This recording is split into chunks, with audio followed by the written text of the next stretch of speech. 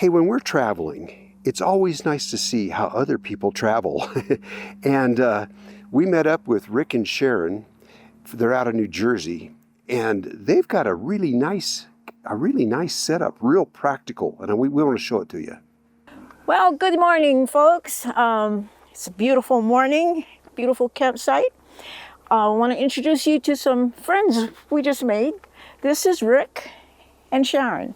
Hello. And they are from Cargo On. They have a small YouTube channel, so go check them out.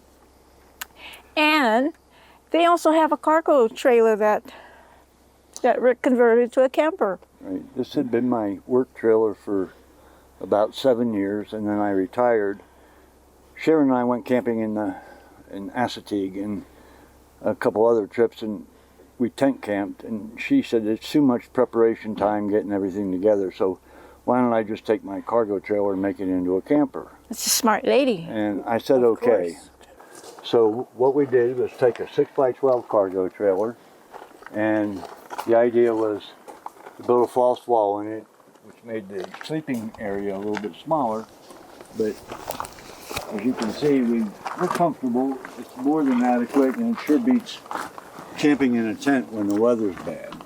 I spent about 2 or 3 weeks doing the planning process and deciding what products to use, and about 2 weeks to do the full construction of it. Just 2 weeks? Yeah. Is it insulated too? Yes, it's really? Insulated.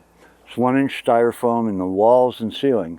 We hadn't planned on doing any sub-freezing camping at the time. I didn't bother with the floor. And so far we've only had one trip where I kind of regretted it, because you couldn't walk barefoot. It was 8 degrees at night. But inside, go ahead in, take a look. All right. It is really nice. I wanted a Wow, trailer. you did this in 2 weeks? Yeah, wanted a trailer that was easy to keep clean. I love the overhead in it. So, believe it or not, that's like $12 a sheet underlayment. But it was so nice, I decided to keep it natural. Originally, I was going to paint it. The cabinetry is unfinished cabinetry from Home Depot. The refrigerator was like on sale at one of the stores for $169. I think that was a Lowe's product. Is that 12 volt? No, it's only 110, which is why we run the generator so much when we're utilizing it. But I also have a big 7-day lifetime cooler in the van that we normally keep our food on when we're on the road. Got a little sink that I ordered online. I think that cost me like $49.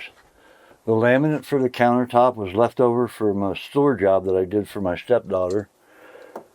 God, I love the lighting too from underneath the cabinet. This is beautiful. Hey, you're quite the expert here. I mean, you're very talented. Well, we're still trying to figure out how to improve utilization of the space. I like those cabinets underneath too.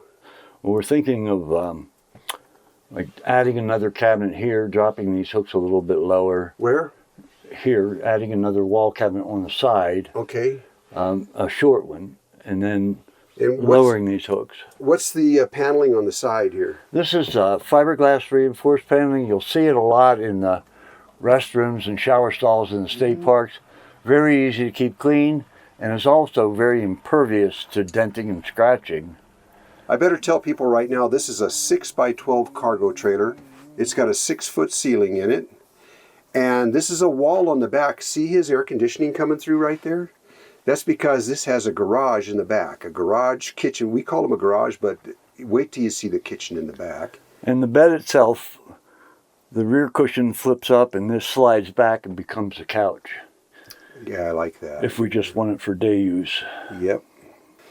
Very nice. Well, I'm impressed. Let's go take a look at the kitchen. Okay. And here you can see Rick used a waterproof laminate flooring down here for the trailer, and this looks real easy to clean. It's good looking too. Let's check out the back. I got a glimpse of this just a little while ago, and this is fantastic. Now he's got the barn doors on the back here, so there's no ramp, so that makes this very easy to get to. And wow, this is impressive. See, here's the false wall back here. This is the back end of the air conditioner, so it's not getting damaged or affected in any way when they're driving down the road. It's all closed up in here. Why don't you go ahead and tell us about this, Rick? Well, the back is basically our outdoor kitchen, and it's also our garage. So we have storage totes that slide in underneath of the couch portion of the bed in there. And storage tote that's still in there underneath has like an air compressor, a crock pot, a larger tarp that we can put on the side if we want to.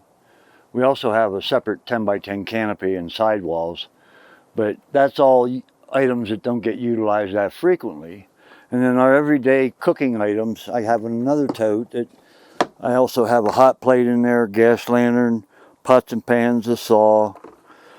So we've got all the kitchen essentials in there. And of course the implements, utensils behind the stove. We also put in an instantaneous gas water heater with a shower, and it'll heat water for here and for the sink up front if we chose to use the sink. We put leveling bubbles on the side. We've got storage pockets. We've got a 2,000 watt pure sine wave inverter, and there's 2 marine batteries underneath. So we're pretty good to go on or off grid. And in this space, when we're traveling and everything's put away, I have an electric start 3,500 watt inverter generator that fits in there. Perfect. Very nice. Up above, he attached his tarp. It's just a standard tarp, and he did it with carabiners. And those are kayak hooks on there for bungee straps. Yeah, pad eyes there on the screwed to the back. And then he used, let me swing you around gently here. He used painter's poles, which collapse, and they're guide out. But this would go up pretty fast. Up on top of the trailer here, he made his own roof rack. And basically what it is, it's a wooden frame, 4-sided wooden frame attached together.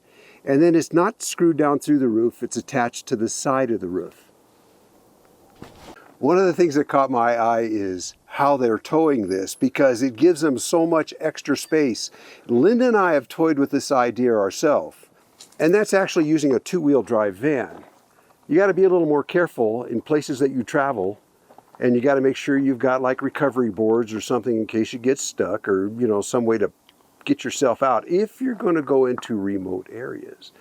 But what a bunch of space they got here, and let's show you how they utilize this. We decided to set the van up for this trip so that if we're doing long distance on the road, we could just pull into a rest area, sleep in the van, and not even use the trailer, because the trailer has the bikes on the floor and other things stored on the floor. So we built a bed platform with storage underneath, and I bought a cheap chest of drawers, and they're strapped to the window brackets that on the window that opens on the side to keep it in place. And we have backpacking stoves in there and utensils and all that we can stop and make a pot of coffee or cook a meal. So basically, you could park your trailer if you wanted to, and then get into remote areas and still have a place to sleep. Still have a place to sleep. Yeah, I think that's pretty special. Of course, like they said, they've got everything stored in here right now, but this is a double bed in the back with storage underneath, and you can see the drawers that are attached to the side of the van over there. It just creates a whole bunch of extra space. Very nice.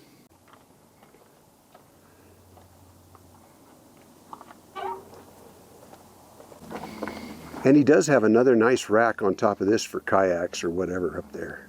Well, I hope you folks enjoyed this video and the tour of Rick and Sharron's outfit. Remember, their channel is Cargo On, because they have a cargo trailer, and boy, he did some nice stuff in there. And basically that's why we do these tours, so you can get ideas and admire somebody else's workmanship and get ideas for your own trailer, because you can do it too. Please check out their channel, Cargo On. Sharron does wonderful videography and editing, and Rick does wonderful drone shots, and it's a very nice channel, and help them out. And we'll put a link to the channel down below in the description. We'll see you around. We'll see you around.